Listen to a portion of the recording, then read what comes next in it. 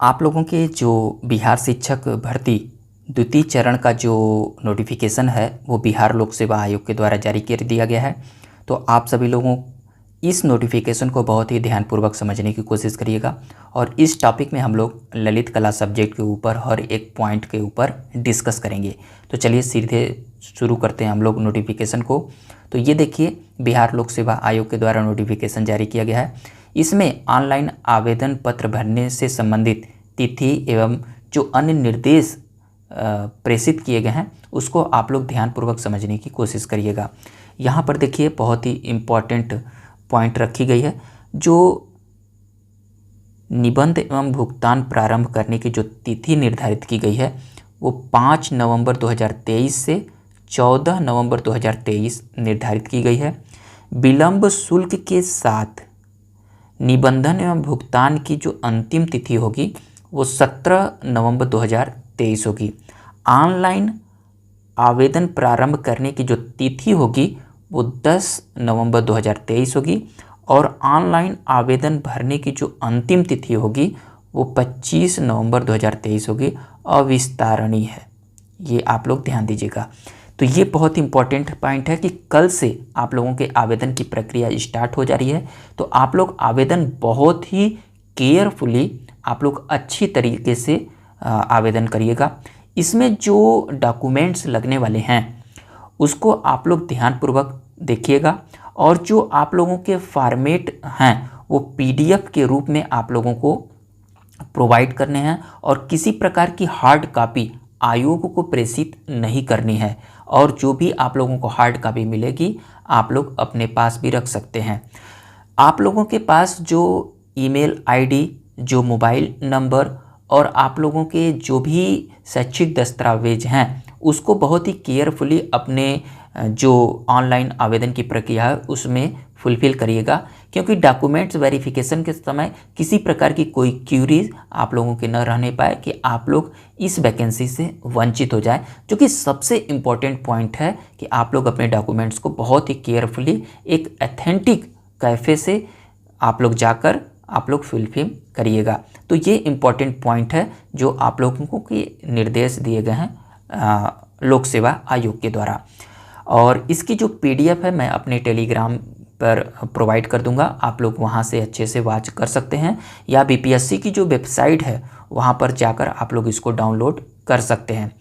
अब हम लोग बात कर लेते हैं कि जो टीजीटी अर्थात जो माध्यमिक स्तर के जो कक्षा 9-10 के अध्यापकों के लिए जो ललित कला की इस बार जो सीटें आई हैं, जो कि मैंने पिछली वीडियो में आप लोगों को बता चुके हैं डाटा के रूप में कि कितनी सीटें निर्धारित की गई हैं, वो सारी डाटा यहाँ पर भी देखने को आप लोगों को मिलेगी। साथ ही साथ जो शैक्षिक योग्यता लोक सेवा आयोग के द्वारा ललित कला की निर्धारित की गई है उस पर हम लोग बात करेंगे। तो आप लोगों के तमाम सारे क्यूरीज हैं, तो वीडियो को आप लोग शुरू से लेकर लास्ट तक जरूर देखिएगा और हर एक पॉइंटों को हम लोग डिस्कस कर लेंगे। उसके बाद में आप लोग कोई सवाल जो बचेगी आप लोग अपने कमेंट बॉक्स में छोड़िएगा। तो चलिए हम लोग अगले पॉइंट के ऊपर बात कर लेते हैं। दोस्तों यहाँ पर अगर हम लोग आयु की बात कर लें, अर्थात आयु जो सबसे इम्पॉर्टेंट है एज की बात, तो यहाँ पर देखिए यहाँ पर मेंशन किया गया है कि सभी पदों पर नियुक्ति हेतु न्यूनतम एवं अधिकतम उम्र सीमा के लिए जो कट ऑफ तिथि इनकी निर्धारित की गई है वो 1/8/2023 से जो आयु की गणना की जाएगी वो 1/8/2023 से की जाएगी। दोस्तों हम लोग अपने सामान्य विषयों के लिए जो निर्धारित जो योग्यताएं रखी गई हैं वो हम लोग पॉइंट को डिस्कस कर लेते हैं। यहाँ पर बी नंबर के पॉइंट को आप लोग ज़रा ध्यानपूर्वक देखिए। यहाँ पर सामान्य विषय के लिए कक्षा 9-10 तक के विद्यालय अध्यापक के लिए जो आवश्यक शैक्षिक एवं प्रशिक्षण योग्यता निर्धारित की गई है वो आप लोगों को बहुत ही केयरफुली समझना होगा। किसके लिए? कक्षा 9 और 10 अर्थात जो माध्यमिक स्तर के जो कैंडिडेट हैं, जो विद्यालय अध्यापक, उनके लिए। तो यहाँ पर जो सभी विषयों के लिए निर्दिष्ट किए गए हैं, तो बी पॉइंट पर यहाँ पर सभी बातों को रखी गई है। यहाँ पर कही गई है 50% अंक सहित किसी मान्यता प्राप्त विश्वविद्यालय से स्नातक अथवा स्नातकोत्तर में अथवा इसके समतुल्य उत्तीर्ण एवं राष्ट्रीय अध्यापक शिक्षा परिषद से मान्यता प्राप्त संस्थान से शिक्षा में स्नातक बीएड की डिग्री। तो इस पॉइंट को देखकर तमाम कैंडिडेटों ने मेरे पास सवाल किए थे कि क्या इसमें जो फाइन आर्ट के कैंडिडेटों की जो एलिजिबिलिटी है तो क्या इसमें भी बीएड की पात्रता रखी गई है। तो इन सारे सवालों को आप लोगों को नोटिफिकेशन में मिलने वाली है। तो ये देखिए जो यहाँ पर बात कही है सामान्य विषय के लिए, लेकिन सामान्य विषय में सभी सब्जेक्ट को डिफाइन किया गया है। जैसे हम लोग बात कर लेंगे शारीरिक शिक्षा में क्या पात्रता रखी गई है, उसी प्रकार से जो हिंदी की क्या एलिजिबिलिटी रखी गई है। तो हम लोग सीधे अपने ललित कला के ऊपर पहुंचते हैं और वहां पर देखते हैं कि क्या निर्दिष्ट की गई है। तो हम लोग स्क्रॉल करेंगे और नीचे की ओर देखेंगे, यहाँ पर शारीरिक शिक्षा विषय है। उसके बाद देखिए यहाँ पर संगीत के सब्जेक्ट के लिए बात कही गई है। संगीत के लिए डी पॉइंट पर और ई पॉइंट पर हमारी ललित कला विषय के लिए यहाँ पर ध्यानपूर्वक देखिए, जो कि बहुत ही इम्पोर्टेंट पॉइंट है आप लोगों को समझने वाली। ललित कला विषय के लिए कक्षा 9 और 10 के विद्यालय अध्यापक के लिए जो आवश्यक शैक्षिक योग्यता निर्धारित की गई है वो यहाँ पर मेंशन की गई है। तो मेंशन क्या की गई है कि न्यूनतम 50% अंकों के साथ किसी मान्यता प्राप्त विश्वविद्यालय अथवा मान्यता प्राप्त बोर्ड या संस्थान से ललित कला विषय में स्नातक उपाधि, जो कि वेरी वेरी इंपॉर्टेंट है। यहाँ पर क्या बात कह रही है, स्नातक उपाधि अर्थात डिग्री की बात की जा रही है, अथवा उसके समतुल्य अर्हता। दोस्तों स्नातक उपाधि के समतुल्य अर्हता अगर आप लोग रखते हैं तो भी आप लोग इस वैकेंसी में एलिजिबल हैं। जो इम्पोर्टेंट पॉइंट यहाँ पर देखिए, जो मान्यता प्राप्त संस्थान के संबंध में किसी प्रकार का विवाद उत्पन्न होने पर प्रशासनिक विभाग का निर्णय अंतिम होगा। जो कि यही बातें आप लोगों को जब सी-टेट का एस-टेट का पेपर का जो नोटिफिकेशन आया था उसमें भी यही मेंशन रखी गई थी।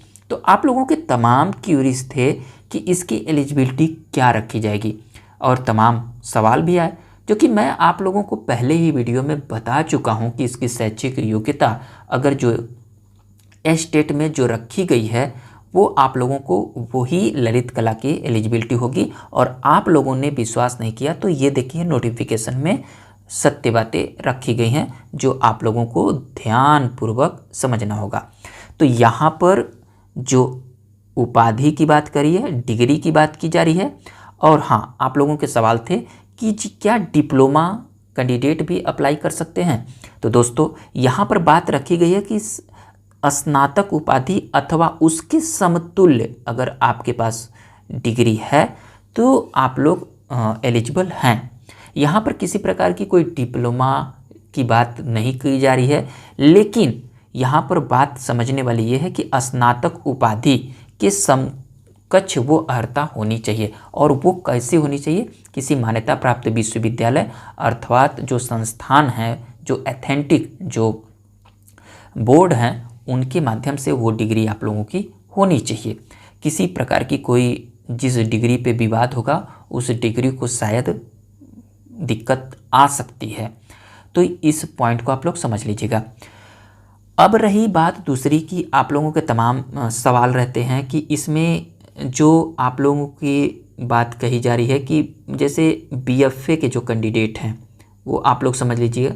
बीएफए के कैंडिडेट अगर आप लोग हैं तो आप लोग तो एलिजिबल हैं ही, साथ ही साथ जो बीए पेंटिंग वाले कैंडिडेट हैं वो कैंडिडेट क्या इसमें अप्लाई कर पाएंगे। तो आप लोग सीधा सा सिंपल सा सवाल है कि जो ललित कला के जो डिग्री है वो कैंडिडेट भी इसमें अप्लाई कर सकते हैं, बशर्ते शर्त ये है कि आप लोगों जो बिहार का एस-टेट पेपर हुआ है अभी हाल में वो आप लोगों का सेकेंड पेपर क्लियर होना चाहिए, तभी आप लोग इसमें पात्र होंगे। इसका भी मैं नोटिफिकेशन आप लोगों को दिखाऊंगा, इसमें रखी गई है कि इसमें एलिजिबिलिटी क्या रखी गई है।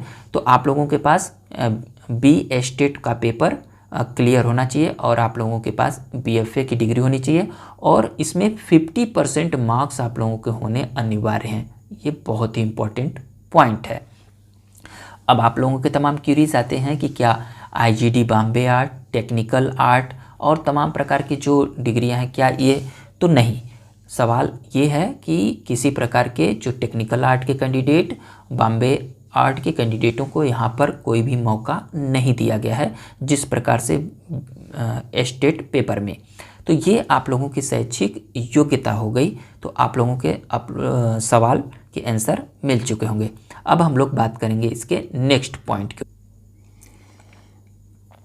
दोस्तों यहाँ पर आप लोग देख लीजिए, जो एस्टेट की जो वैधता निर्धारित की गई है वहाँ पर मेंशन किया गया है।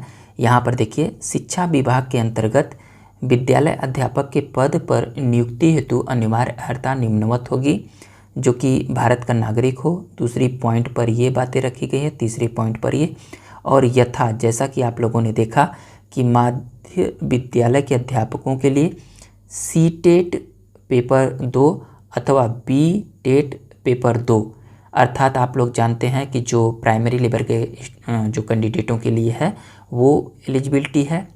और यहाँ पर देखिए, माध्यमिक जो TGT के लिए बात कही जा रही है, TGT के लिए वो माध्यमिक विद्यालय के अध्यापक, विशेष विद्यालय के अध्यापकों के लिए एस्टेट पेपर 1 एवं उच्च माध्यमिक विद्यालय के अध्यापकों के लिए एस्टेट पेपर 2, अर्थात ये PGT कैंडिडेटों के लिए निर्धारित की गई है।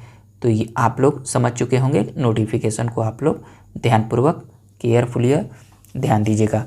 तो आप लोगों के पास माध्यमिक विद्यालय के अध्यापकों के लिए एस्टेट पेपर क्लियर होना चाहिए और आपके जो वहाँ पे सब्जेक्ट के जो मेंशन की गई है वो आप लोगों के पास क्लियर होगा, तभी आप लोग इस फॉर्म को भर सकते हैं। तो आप सभी लोग समझ चुके होंगे।